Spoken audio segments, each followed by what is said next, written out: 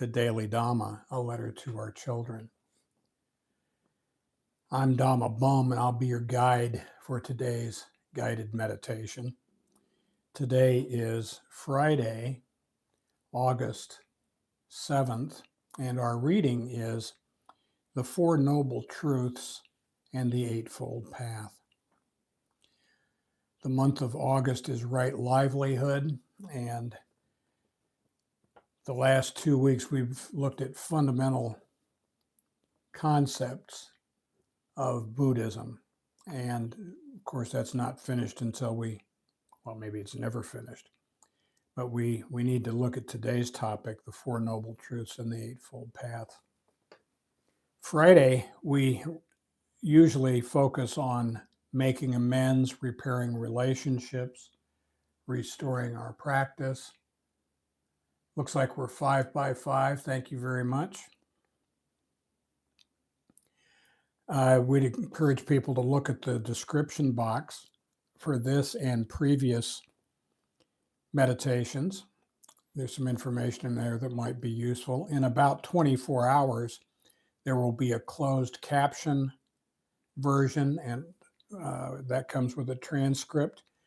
And there will also be the super thanks button will be available. It takes about a day. And we'd encourage you to take a look at that too.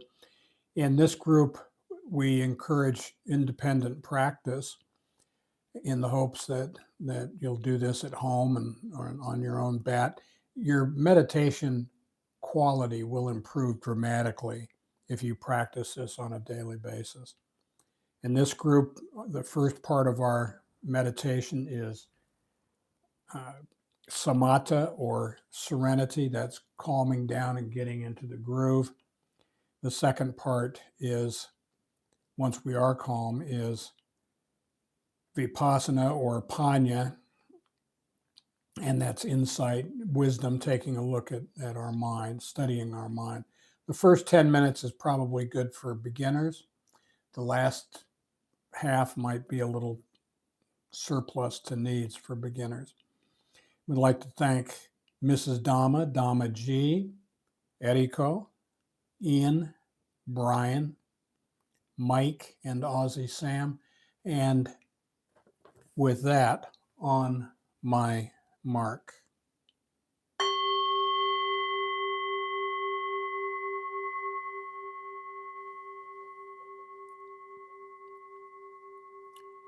Find yourself in a quiet spot,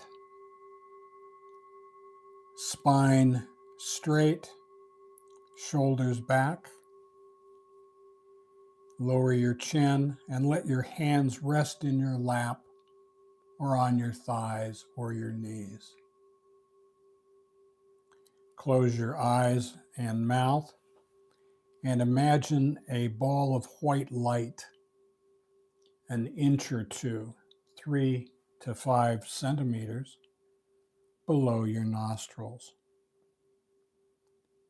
Breathe in through your nose. Watch it go down past your heart to your stomach and back out the same way. Breathe in through your nose. Watch it go down past your heart to your stomach and back out the same way. Just smooth, natural breaths for you. Don't worry about how deep or fast or slow you are breathing.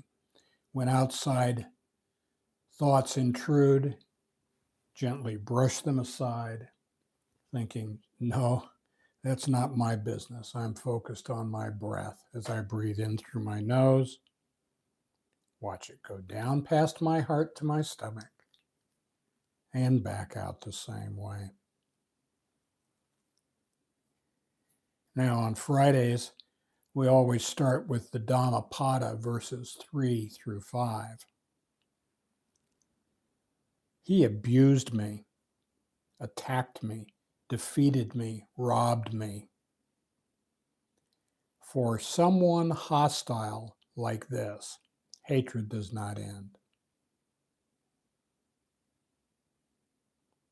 He abused me, attacked me, defeated me, robbed me.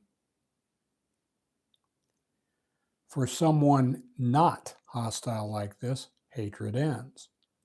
For hatred never ends through hatred. By non-hate alone does it end. This is an ancient truth. So we are taught that our thoughts lead us to our moods, delusions, resentments. And this is why we meditate, to calm our mind and tame our heart. We look at our thoughts, we examine them, we see them for what they are, and we let them go. If we let go a little, we get a little serenity.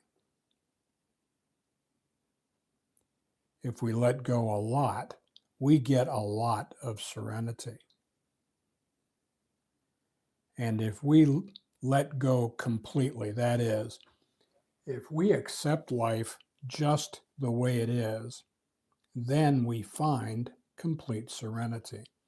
And what we find is that we are as happy as we want to be. Our attitude is entirely up to us, and we are not the boss. We need to talk about the human condition. Our human life experience consists of 5 khandhas, or clinging aggregates, and they are our body,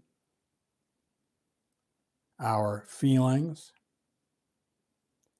memories and perceptions, thoughts, and consciousness. And they are all impermanent, anicca, unsatisfactory, dukkha, and not self, anatta. We look at them and we let them go.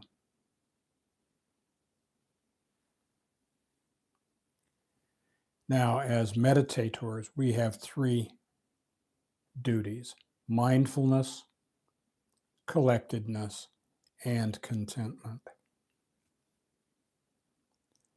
Mindfulness, in this group, we use the ball of light.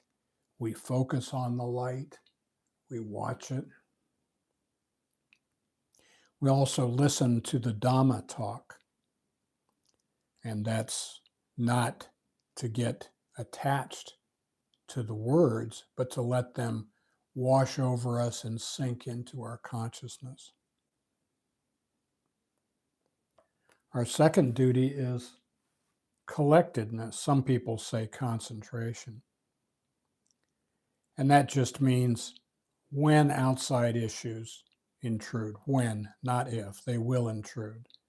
When they do, we gently brush them aside, thinking, no, that's not my business. I'm focused on my breath as it goes in through my nose, down past my heart to my stomach, and back out the same way. And our last duty is contentment. We have a responsibility to ourselves, to our loved ones, our partner, the universe. We have a responsibility to be content now, to be at peace, to be copacetic, calm. And we can only do that now. We can't do this next week or on Wednesday or something like that. However we are right this minute is how we are. So if we are restless, irritable, and discontent now, that's the kind of people we are. If we are angry and fearful now, that's the kind of people we are. And if we are happy, joyous, and free, content, that's the kind of person we are. So let's choose quiet, non-attachment over noisy, attachment. In a word, I guess you could say diligent. We want to be on the mark. And if you can be diligent for just a few seconds in today's meditation, then this weekend, as you look back on the previous week, you can stretch those seconds into minutes, just a little more, just one more breath, just calm. Let that other stuff go. Be diligent. And you look up and you go, I'll be darned. It's been 3 hours and I have not been fearful or angry in 3 hours. Gee, how'd that happen? Well, how indeed.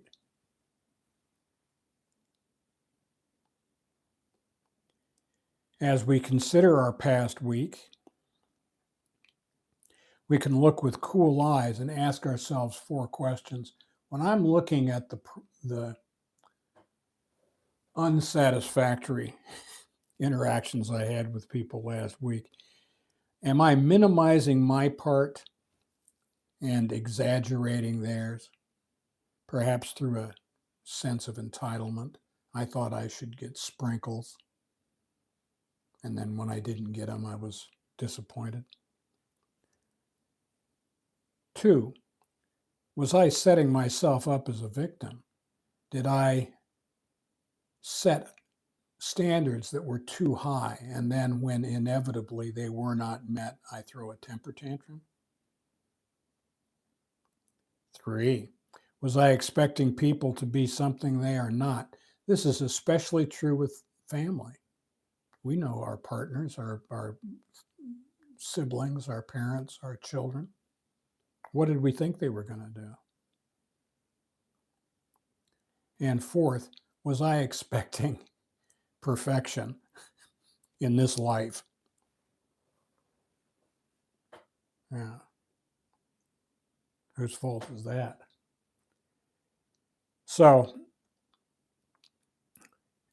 we just calm down, relax, lean into the world as it is.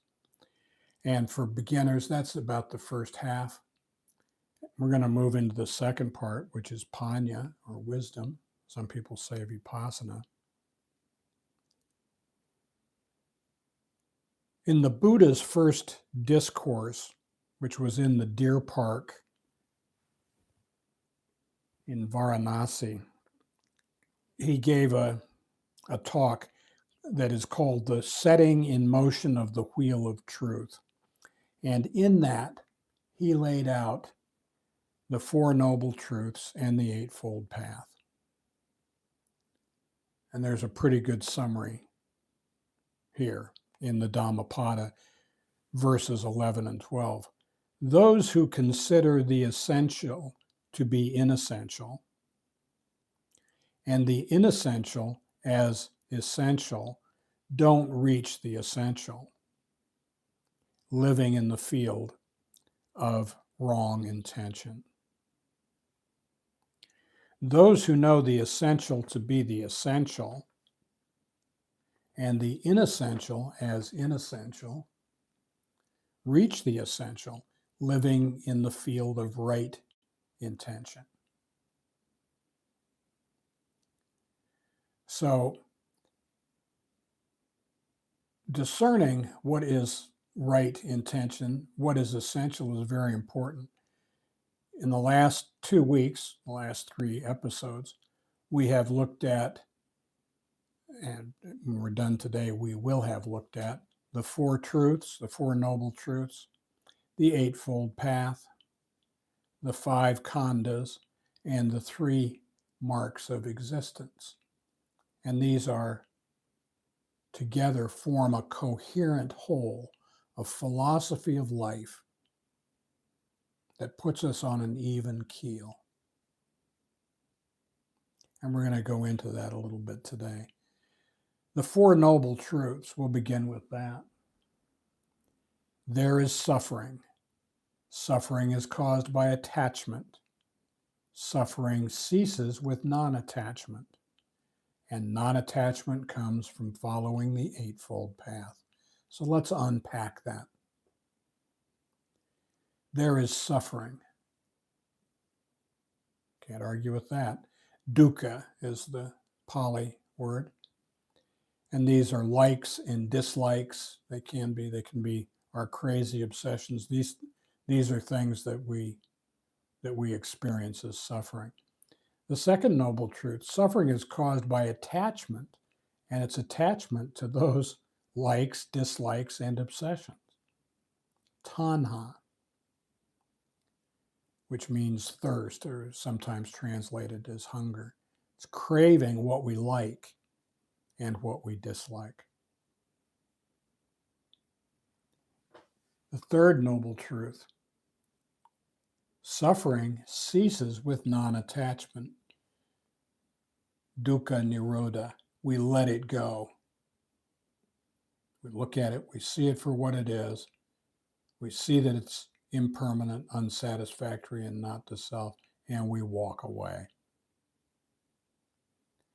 And we develop that ability from non-attachment in the fourth noble truth. Non-attachment comes from following the Eightfold Path, which is magga in Pali. And here's a pretty good summary also from the Dhammapada. You could take all of that and roll it up into this. Verse 210, don't get entangled with what you long for or dislike. Not seeing what you long for is suffering. So also is seeing what you dislike.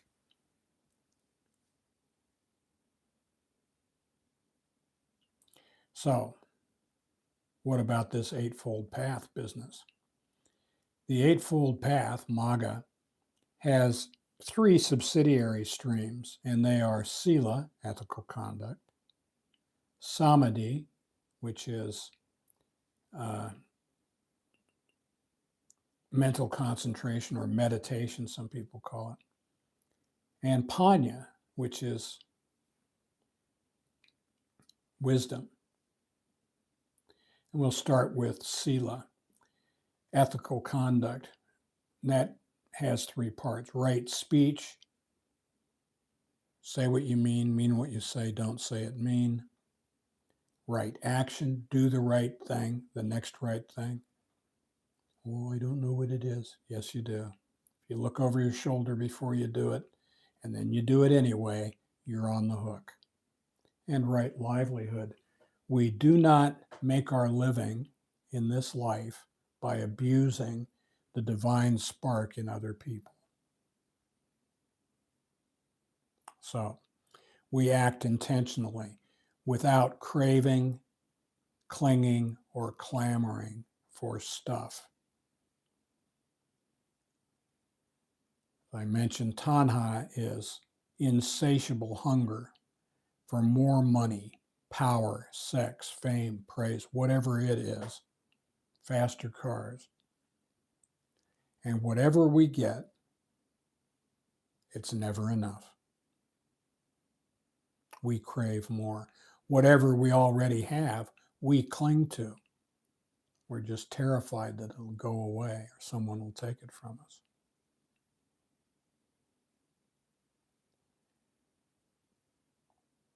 Dhammapada 2:16, craving gives rise to grief. Craving gives rise to fear. For someone released from craving, there is no grief. And from where would come fear? Well, that's a good question.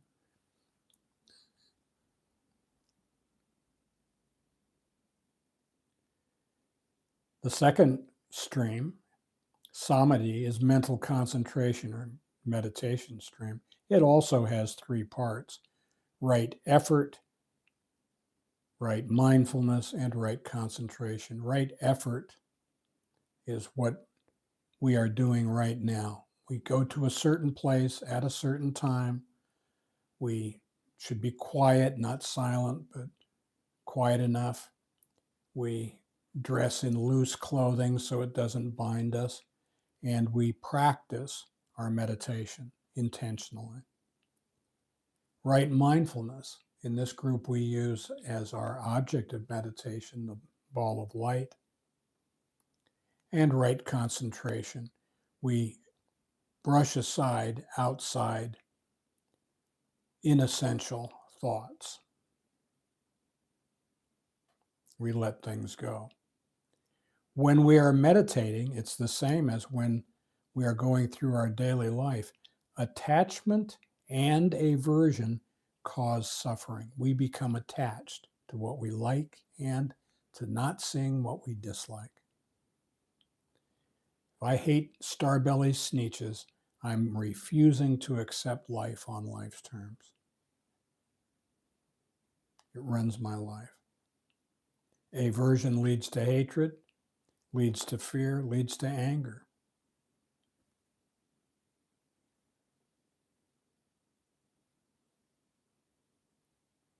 So we develop our powers of concentration through the practice of meditation.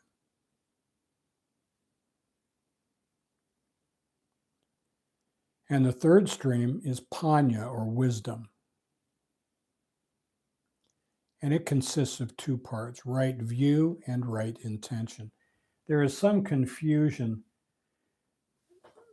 Vipassana is insight. It's a tool we use to gain wisdom.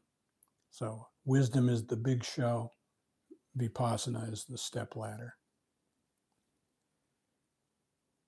The two parts are right view and right intention. And right view is this is the world we live in. We don't live in a parallel universe. We live in a world of cause and effect. If we have right view, it will lead us to right intention, and we will do things intentionally in order to lead an elevated life without craving, clinging, or clamoring for it.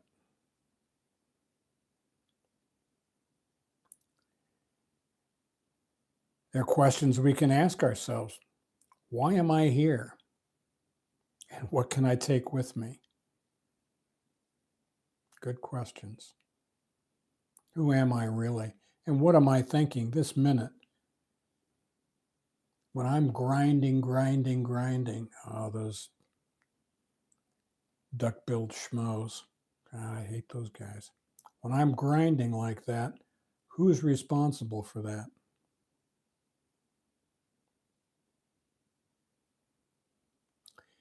When we have improved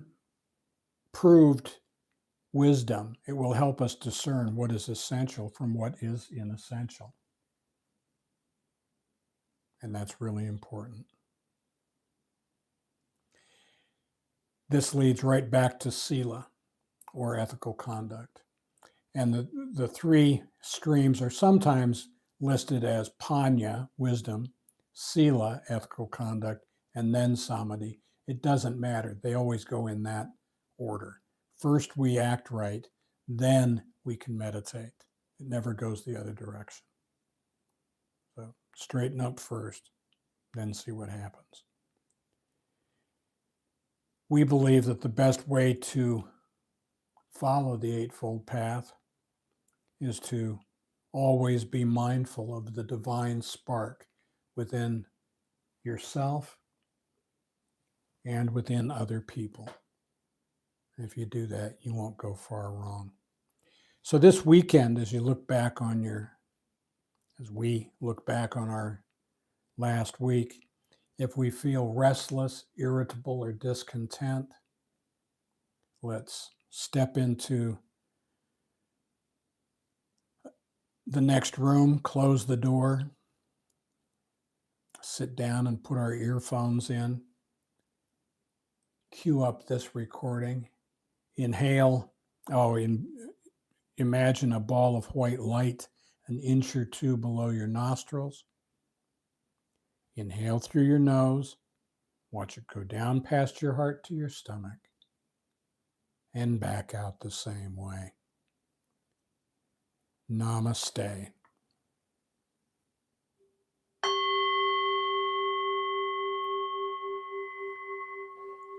Okay. Thank you very much for coming. And you guys, you know who you are. Have a good time at the movies tonight. Behave.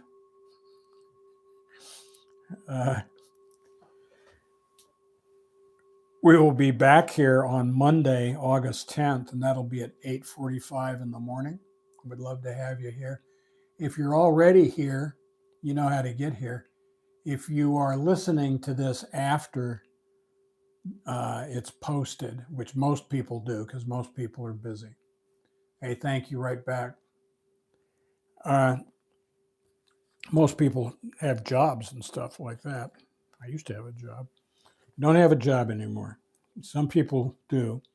They can't make it here. So if that's you and you're listening to this and you go, I wonder how I could join it in case you have time, go to today's Daily Dhamma on the opening page of our YouTube channel for August.